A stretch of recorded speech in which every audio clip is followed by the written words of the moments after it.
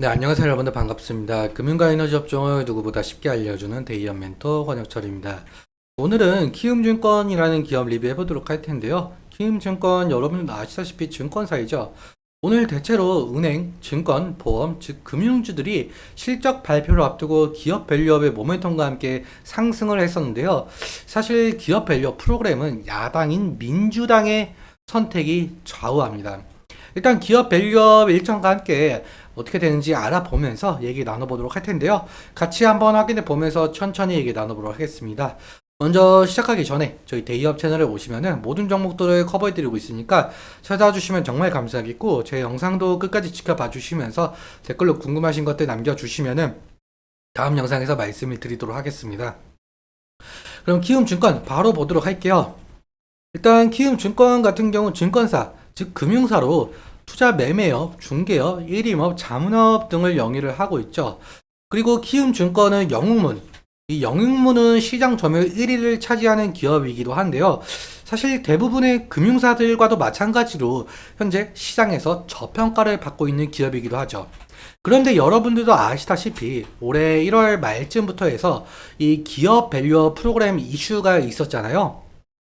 이 기업 밸류업 프로그램 주요 내용 같은 경우 상장사의 주요 투자 지표를 활용을 해서 시가총액, 업종별로 비교를 공시한 다음에 상장사들에게 기업 가치 개선 계획 공표를 하도록 권고하고 있었죠. 그리고 기업 가치 개선 우수 기업 등으로 구성된 지수 개발 및 상장 지수 펀드를 도입을 하겠다라는 내용이었는데, 이 기업 밸류업 프로그램 자체가 저평가되어 있는 기업을 가치 개선을 시킨다는 정책이었죠. 세부 내용 같은 경우 2월에 발표가 됐었는데 사실 실망이 좀 큰 부분이 있었습니다. 일단 그렇다면 세부 내용 함께 보도록 할게요. 이 구체적 방안 같은 경우 2월 26일 1차 세미나에서 발표가 되었었는데, 일단 금융위가 2월 26일에 1차 세미나를 열면서 한국 증시 저평가 해소를 위해서 이 7월부터 상장사들에게 기업 가치 제고 계획을 스스로 공시하겠다라고 하고 밝혔고, 다음 달인 5월에 2차 세미나가 있죠. 이 2차 세미나를 열어서 6월 중으로 이 가이드라인을 최종적으로 확정을 한다라고 하는데요. 이 공개된 방안에 따르면 약 1600개에 달하고 있는 전체 코스피, 코스닥 상장사는 기업 가치 제고 계획을 스스로 수립을 해야 하고 연 1회 자율 공시하도록 되어 있습니다. 기업 가치 개선 계획에는 이 현황 진단, 그리고 목표 설정, 그리고 계획 수립, 이행, 그리고 평가, 소통 등이 내용에 좀 담겨져 있는데요.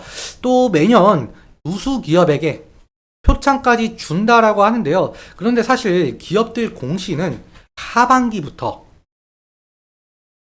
그리고 실제 지수 개발은 3분기에 완료가 되고, 공시 인센티브 같은 경우는 내년부터라는 내용 때문에 실제 시행 시기까지는 너무 멀었다라는 평가를 받으면서 기대에 미치지 못해 하면서 실망 매물이 상당 부분 쏟아져 왔었죠.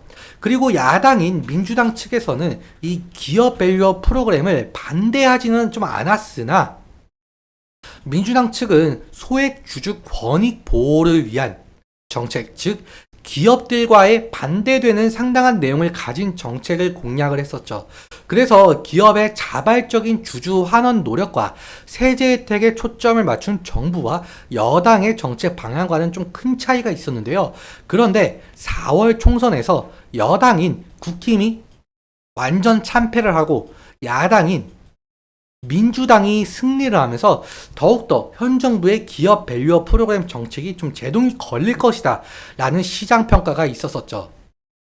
그런데 바로 어제 최상무 기재부 장관이 미국 워싱턴 기자 간담회에서 이 밸류업 정책은 변함없이 추진할 거다라고 밝히면서 현재 저평가 종목들이 상당한 상승의 모습을 보여줬었는데요.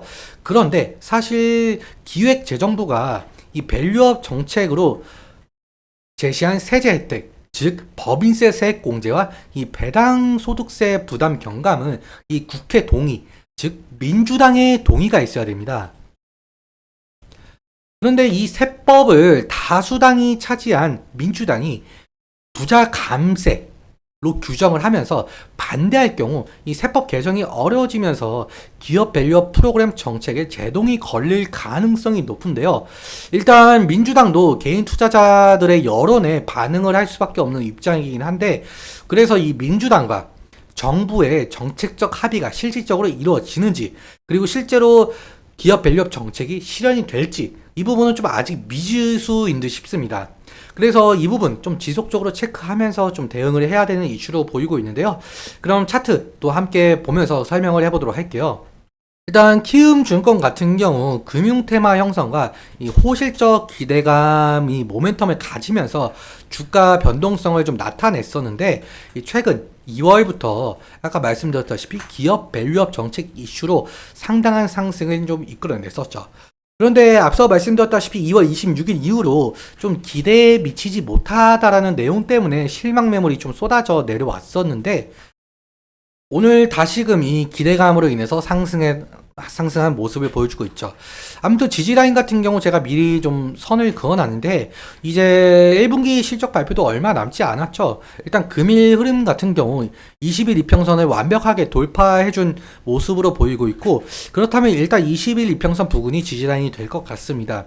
그래서 1분기 양호한 실적 전망을 바탕으로 확실하게 20일 이평선을 좀 지지해주면서 상승을 이끌어낼 수 있겠는데요. 만약 1분기 실적이 안 좋게 나오거나 이 기업 밸류업 정책이 무산이 된다라고 한다면 이 실망 매물이 쏟아지면서 이 지지라인 이탈 시 리스크적인 관리는 좀 필요할 수 있을 것 같습니다.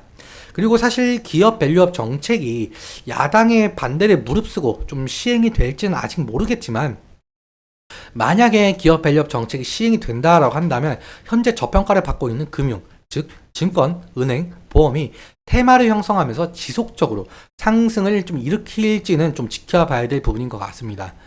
오늘 내용 여러분들께 도움 되셨다면 구독과 좋아요 부탁드리고, 그리고 말씀드린 내용과 차트적인 부분에 대해서는 제 개인적인 견해가 있을 수밖에 없기 때문에 여러분들의 주관적인 견해와 함께 투자를 하여 현명한 선택하셨으면 좋겠습니다. 오늘도 시청해주셔서 너무 감사하고 지금까지 멘토 권혁철이었습니다. 감사합니다.